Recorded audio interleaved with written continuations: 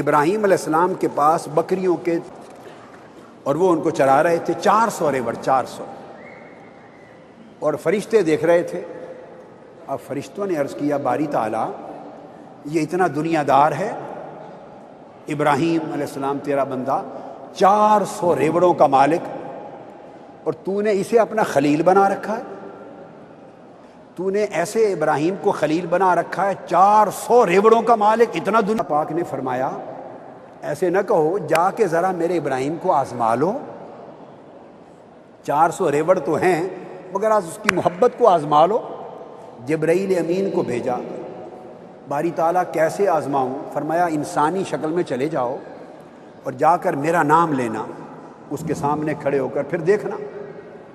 جبرائیل امین آئے انسانی شکل میں، ابراہیم علیہ السلام ریوڑوں کے ساتھ بیٹھے تھے پہاڑ کی چوٹی پر۔ جبرائیل امین نے آ کے بآواز بلند آواز دی، اللہ اکبر، آواز دی، اللہ کا نام بلند کیا۔ امام دہلوی کی روایت میں یا قدوس کے لفظ آئے ہیں، الگ الگ لفظ آئے ہیں۔ اللہ اکبر کہا، ابراہیم علیہ السلام تڑپ اٹھے، تڑپ کے نیچے آئے اور کہا میرے محبوب کا نام کس نے الاپا ہے؟ ہائے ہائے، کس نے الاپا ہے میرے محبوب کے نام کا ترانہ کس نے گایا ہے؟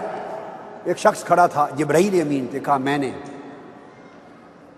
فرمانے لگے مجھے ایک بار یار کا نام پھر سنا دو۔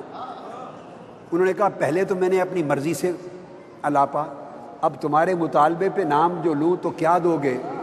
فرمانے لگے 400 ریوڑ ہیں، آدھے 200 ریوڑ دے دوں گا، ایک بار نام سنا دو۔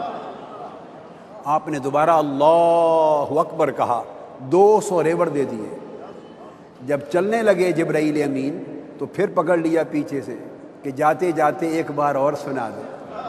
اس نے کہا اب کیا دو گے؟ کہتے ہیں جو 200 بچ گئے ہیں یہ بھی لے جانا، ایک بار یار کا نام سنا دو۔ اس لے بلا لیا، انہوں نے پھر اللہ کا نام لیا، آپ نے بقیہ 200 ریوڑ بھی دے دیے۔ وہ چل پڑے، دوڑے پیچھے سے پھر پکڑ لیا، جانے والے ایک بار پھر سنا دو۔ اس نے کہا تمہارے پاس تو اب بچا ہی کچھ نہیں، 400 ریوڑ تھے سارے میں نے لے لیے، اب جو نام سناؤں تو اب کیا دو گے؟ تو فرمانے لگے میں جو بچ گیا ہوں، تمہیں کسی نوکر کی بھی ضرورت ہوگی مجھے چرواہا بنا کے لے جاؤ، چرواہا بنانا، تمہاری بکریاں چراتا پھروں گا، یار کا نام سنا دو۔ تو انہوں نے اللہ کا نام لیا، پھر تو خود نوکر بن کے ساتھ چل پڑے کہ چرواہا بنا لو۔ جبرائیل امین پلٹے، فرمایا عرض کیا باری تعالیٰ اسے خلیل بنانا تیرا حق کا فیصلہ تھا، حق کا فیصلہ تھا۔